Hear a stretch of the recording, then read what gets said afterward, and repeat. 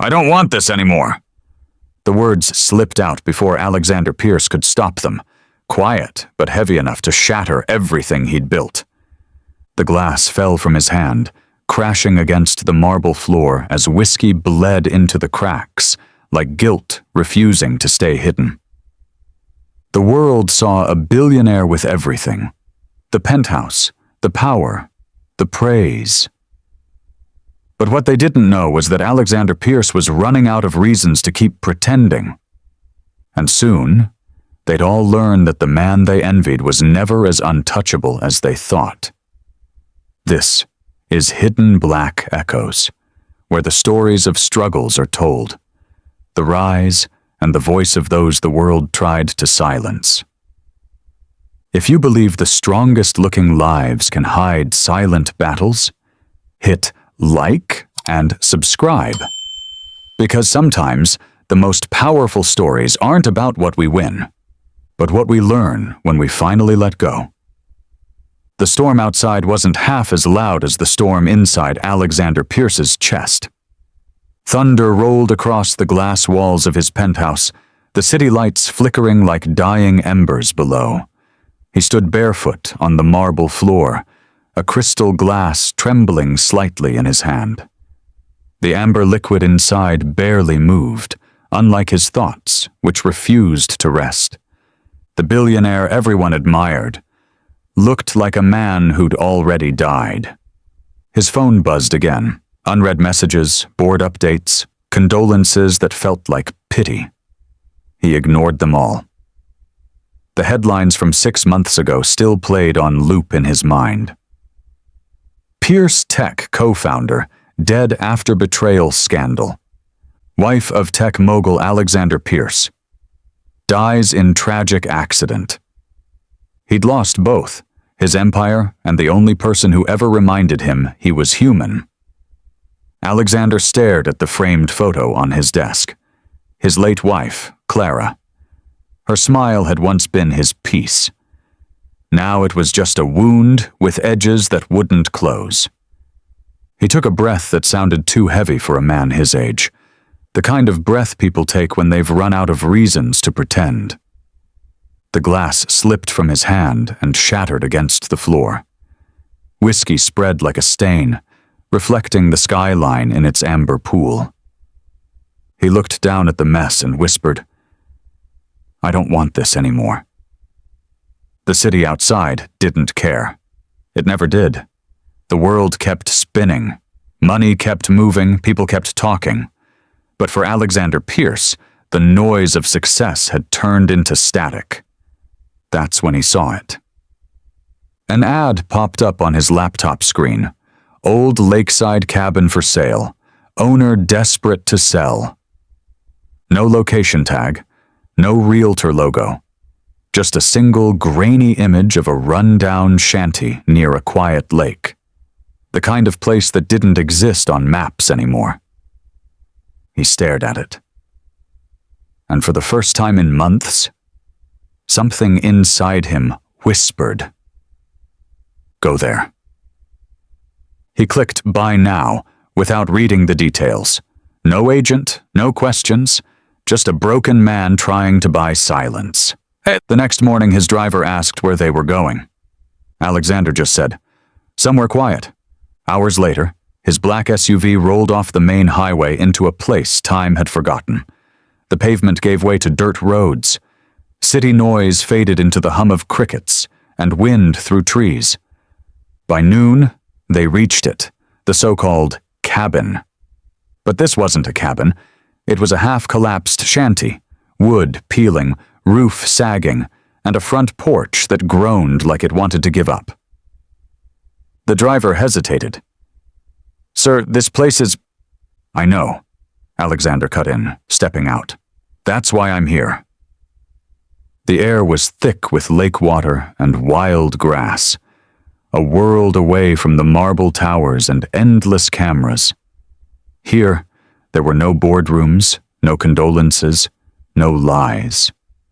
He set his suitcase down on the porch and looked across the lake. It was quiet, painfully quiet. For the first time in forever, He could hear himself breathe. He unlocked the door. The hinges screamed. Dust floated in the sunlight like ghosts. Every creak, every cobweb, every broken thing inside felt honest. It was the first honesty he'd felt in years. He sat on an old chair that wobbled under his weight and let his head fall back. No emails, no phone calls, no expectations. Just silence. And that's when he heard it. Laughter. Faint, soft, coming from somewhere outside. He frowned, stood, and stepped back onto the porch.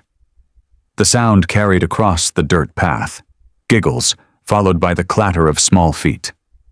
A few yards away, beside a crooked fence, two little boys were chasing a paper plane through the weeds. Their laughter was bright enough to slice through the dull gray afternoon. And behind them, a woman.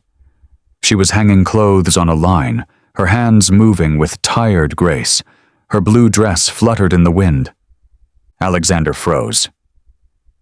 He hadn't seen life in weeks, not real life. Not the kind that smells like soap and grass, not the kind that sounds like laughter. The twins spotted him first. They stopped, wide-eyed, paper plane forgotten. One whispered, "Mom, there's a man." The woman turned. Their eyes met.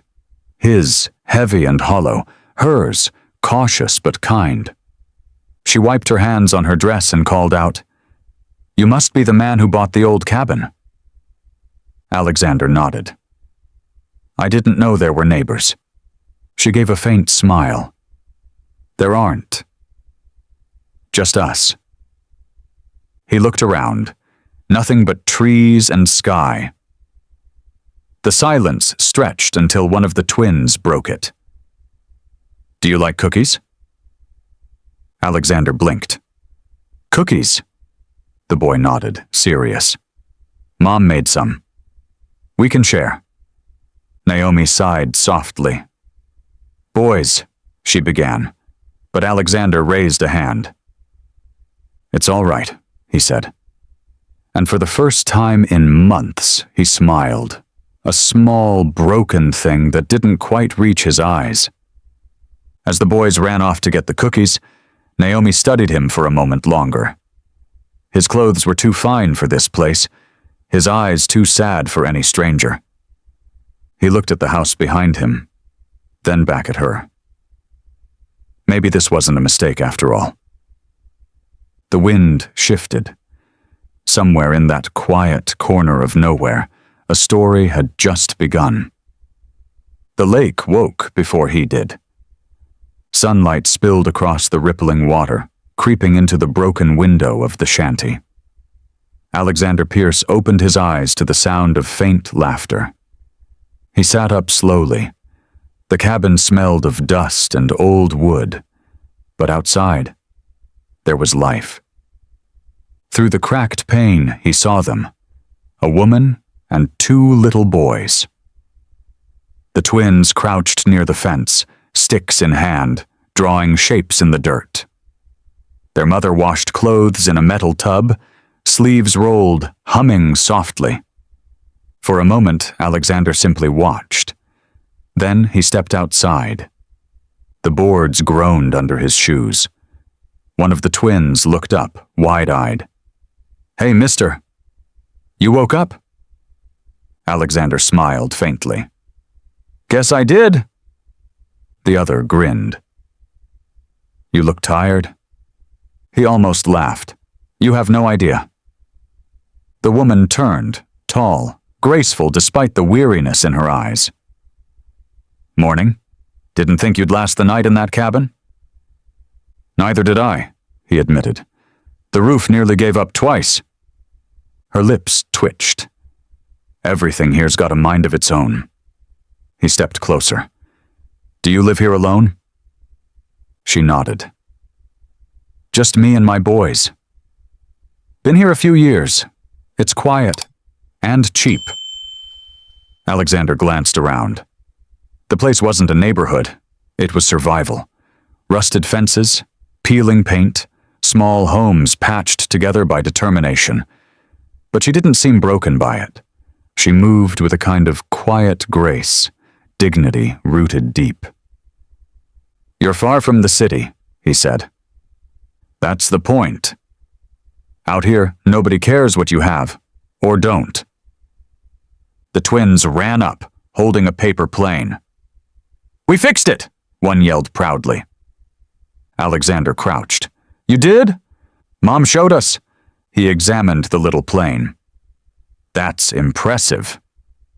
You might be engineers someday."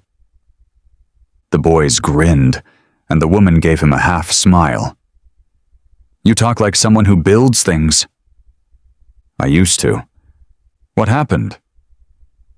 He looked towards the lake. The sunlight flickered across the water, catching the hollowness in his eyes. Life happened. She didn't pry. People with that kind of silence didn't need questions. They needed space. "Mom, can we show him the treehouse?" one of the twins asked. She chuckled. "If you can call 3 boards and a rope a house." They pulled Alexander toward a crooked oak. A few planks clung stubbornly to the trunk, a wobbly ladder swaying beneath. "You built this yourselves?" he asked. "Mostly Mom," one of the boys whispered proudly. She crossed her arms. "They supervised." Alexander laughed, a sound he hadn't heard from himself in months. "You're an engineer too, then?" "Not by choice," she said. "By necessity." Something shifted between them, an unspoken understanding. He glanced back toward his cabin. "Maybe you can give me a few lessons in survival." She smirked. "Start by fixing your roof." He smiled faintly, but her words struck deeper than she knew. He'd spent his life buying solutions, commanding people, controlling outcomes. But here, among those who had little, he felt smaller and freer. As the twins ran ahead, she wrung out her laundry.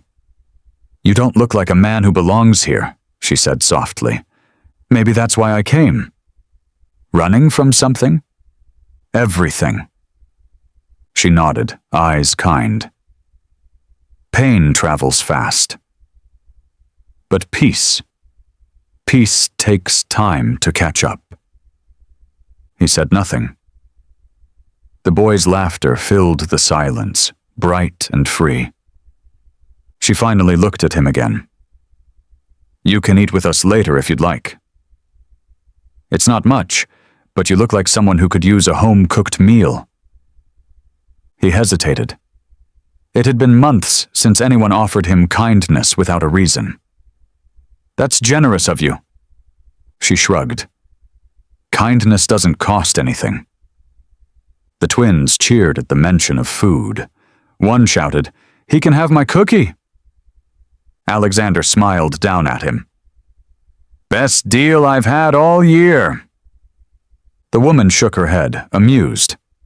"Boys, wash your hands and you—" She pointed a soapy finger at Alexander. "If you're staying, chop some wood." "Manual labor?" he teased. "That's new." "Then it's about time," she replied, heading back inside. He stood there for a while, watching the sunlight glint off the lake. The air smelled of soap and pine. The sound of laughter lingered long after she disappeared. And for the first time since Clara's death, the silence didn't hurt. Maybe the shanty wasn't where his story ended. Maybe it was where healing began. The sky had been warning them all afternoon. Dark clouds gathered over the lake, rolling low and heavy until the sunlight disappeared. By dusk, the air grew thick, the kind that made silence feel like a held breath before thunder. Alexander Pierce stood by the window of the shanty, hammer in hand, nails between his teeth. He'd spent the day fixing the roof, or trying to. Every strike of the hammer echoed across the small clearing, mingling with the twins' laughter next door. He'd told himself it was just to keep busy. But deep down, he knew better. He wasn't fixing a roof. He was fixing himself. By evening, the first raindrops fell. Slow at first, then faster, then relentless. He leaned against the window frame, watching Naomi hurry to pull her laundry off the line, her twins rushing beside her with squeals of laughter. The image almost made him smile. Almost. Then, the wind changed. The laughter stopped.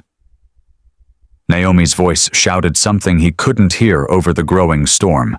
A crash of thunder swallowed her words. The next sound was a scream. Alexander dropped the hammer instantly. He ran outside into the downpour, his shoes sinking into mud. The rain hit hard, blurring his vision, but he saw movement by Naomi's house, one of the twins crying on the porch. "Hey, what happened?" he shouted, running toward them. The little boy pointed inside, tears mixing with rain. "Mom fell!" She was carrying water, and If this moment interests you, take a second to like this video and subscribe for more stories where hearts change faster than fortunes ever could. Your support helps us keep sharing voices that deserve to be heard. Alexander didn't wait to hear the rest. He rushed through the door. Inside, the light flickered weakly. Naomi lay slumped near the table, one hand clutching her side, the other gripping the edge of a chair that had toppled. "Naomi!" He knelt beside her. Her breathing was shallow, skin pale, damp with sweat. "Hey, can you hear me?" Her lips moved, barely audible. "I'm fine, just dizzy." "No, you're not." His voice cracked with urgency. He looked around. The small kitchen was bare, no phone in sight. He turned to the twins. "Do you have a phone?" "A neighbor?" They shook their heads, crying harder now. Alexander grabbed his own phone from his pocket, shielding it from the rain that poured through the cracked roof. He dialed a number without thinking, one he hadn't used since his wife's accident. "Dr. Hayes," he said as soon as the line picked up, "I need you. Now." "Mr. Pierce?" The voice on the other end was startled. "It's been months. Where are you?" "Old cabin, North Lake Road," Alexander said. "Bring what you need." "She's collapsing." He hung up before the doctor could reply. Then he turned back to Naomi, kneeling beside her. "You're going to be all right," he said softly.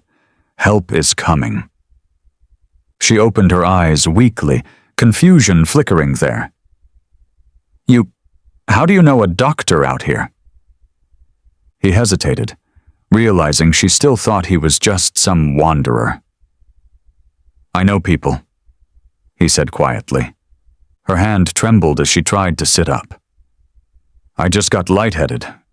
Skipped dinner so the boys could eat." The words hit him like lightning. He looked at the small plate on the counter. 2 tiny sandwiches, untouched crumbs. In his world, people threw away banquets. In hers, they rationed sandwiches. "Rest," he said, voice rough. "Please." Minutes later, the roar of an engine cut through the storm. The twins looked out the window, wide-eyed. A sleek black SUV stopped outside, headlights slicing through the rain. A man in a trench coat hurried in, medical bag in hand. "Mr. Pierce," he said, half out of breath. "You could have told me it was urgent." "It was," Alexander replied. She fainted. "Low blood sugar, I think." Dr. Hayes nodded, quickly checking Naomi's pulse. "You did the right thing." "She's exhausted. Malnutrition, dehydration, maybe stress. Nothing too serious, but she needs care." Naomi stirred. "You called a private doctor?" Alexander met her eyes. "You needed help." Her gaze dropped to his soaked clothes, the mud on his shoes, the worry written across his face. "You're not who I thought you were," she whispered. He sighed. "Maybe I'm trying not to be who I was." Dr. Hayes gave him a knowing look but said nothing. "I'll set up a drip, get her stabilized," he said. "She'll need rest for a few days." Alexander nodded and turned to the twins. "She's going to be fine. You hear me?"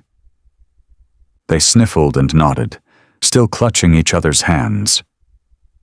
Hours passed before the storm calmed.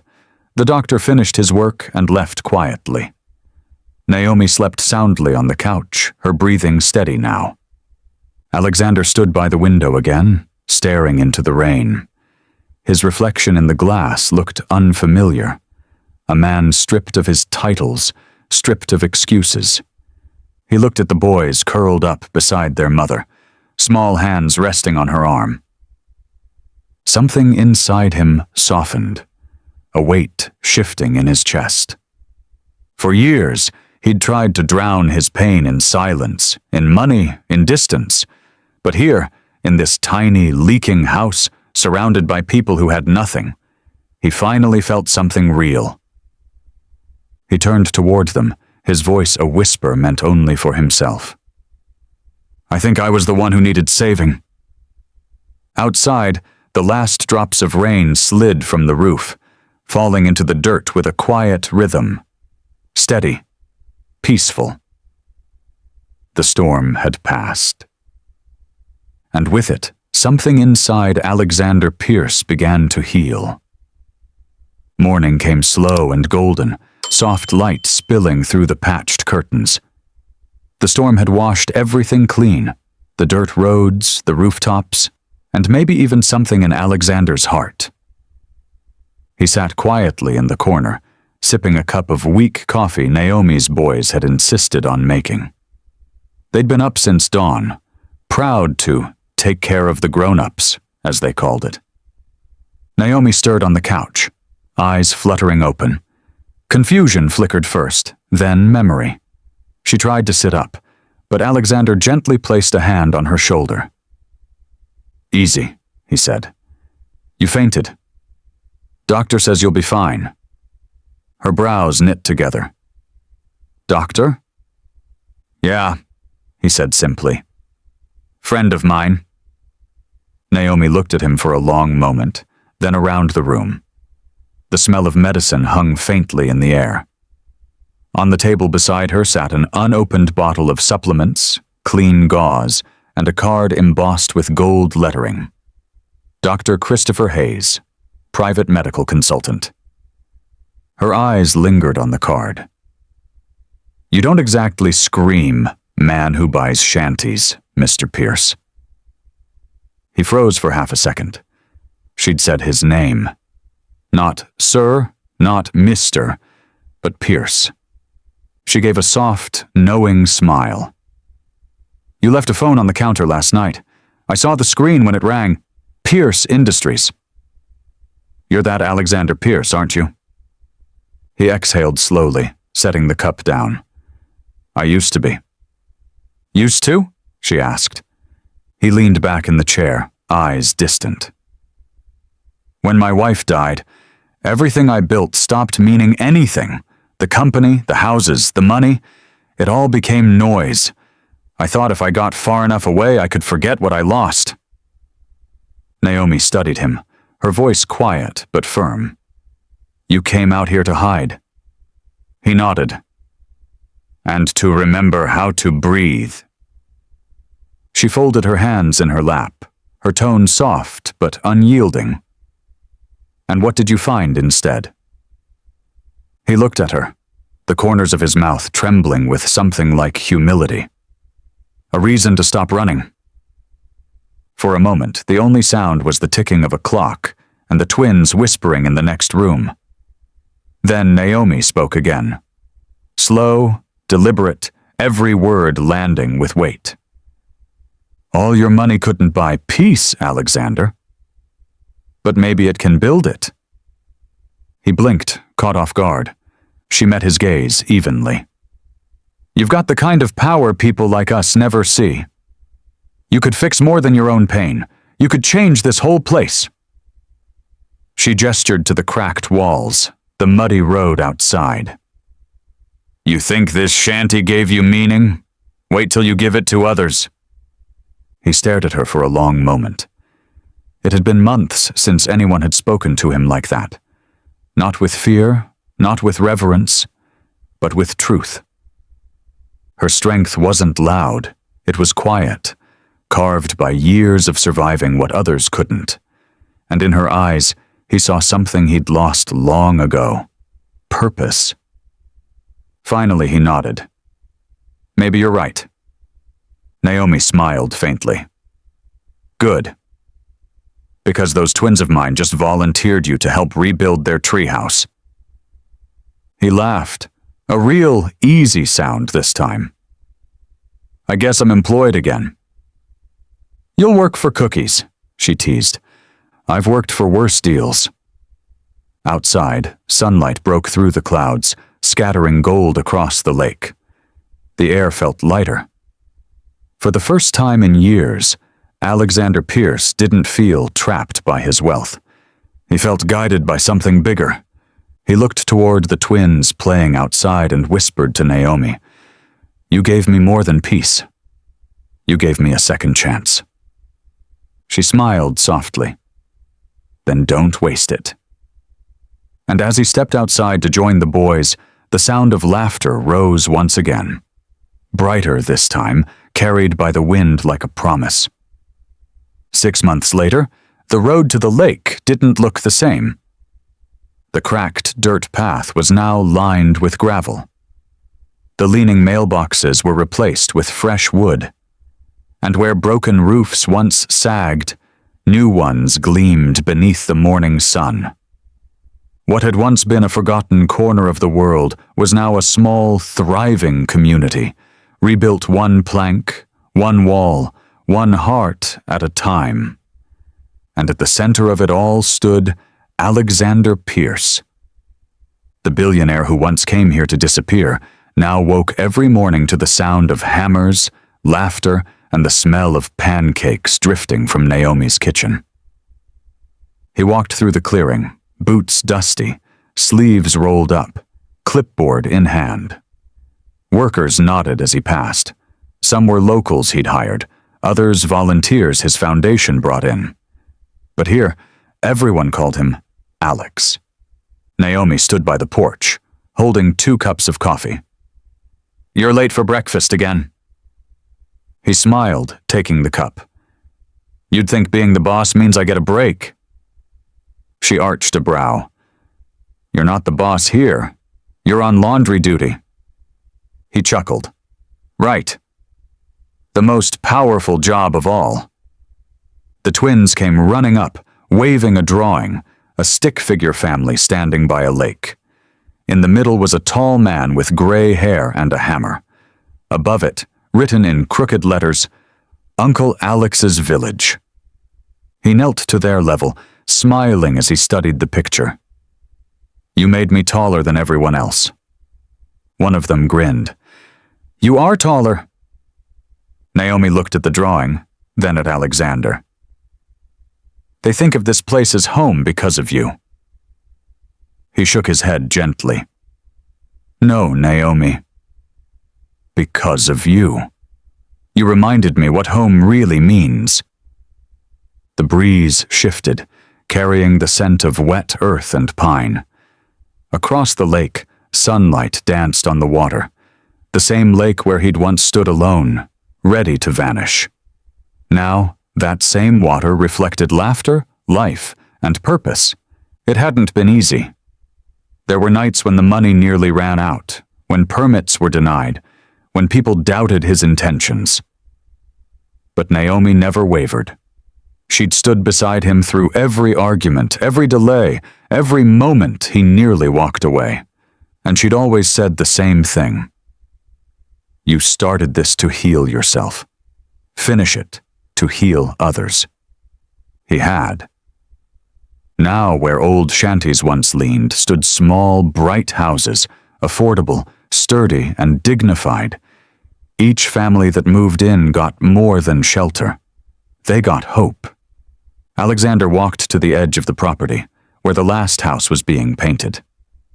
A young mother waved, tears in her eyes as she thanked him. He waved back, humbled in a way that no boardroom applause had ever made him feel. Naomi joined him, quiet for a while.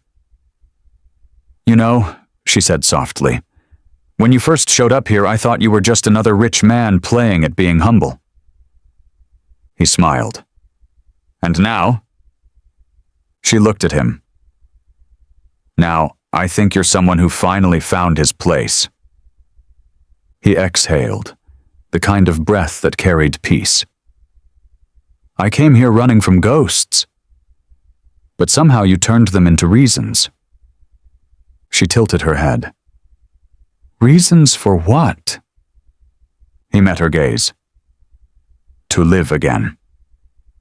For a long moment, neither spoke. The twins' laughter floated from the distance. Somewhere nearby, a hammer hit its final nail. Naomi broke the silence first. "You know, the town council wants to name this area after you." He shook his head firmly. "No, name it after the people who kept living here when no one else cared." Her smile was warm. "You really have changed. I think I just remembered what mattered," he said. The twins came running again, dragging him toward the lake. "Uncle Alex, we're gonna skip stones! Come on!" He laughed, setting down his coffee. All right. But I warn you, I was a champion stone skipper once." Naomi folded her arms, amused. "I'll believe that when I see it." Down by the water, the boys threw the first stones, splashing wildly. Alexander picked up one, flat and smooth, and flicked it across the surface. It skipped 5 times before sinking. The twins gasped in delight. "You are the champion!" Naomi clapped softly. "Guess the legend lives on." Alexander looked at the water, at the ripples fading into stillness, and felt something in him settle for good. He'd bought a broken cabin to escape his pain. But instead, he'd found laughter, life, and love among people who had every reason to give up and never did. He turned to Naomi, sunlight painting her face gold, and smiled. "I came here to lose myself," he said softly. "Instead, I found everything I was missing." And as the laughter of the twins echoed across the lake, the wind carried a truth that would stay long after they were gone. Sometimes healing doesn't wait for you in palaces or penthouses. Sometimes it waits in a shanty, with a family that reminds you how to feel again.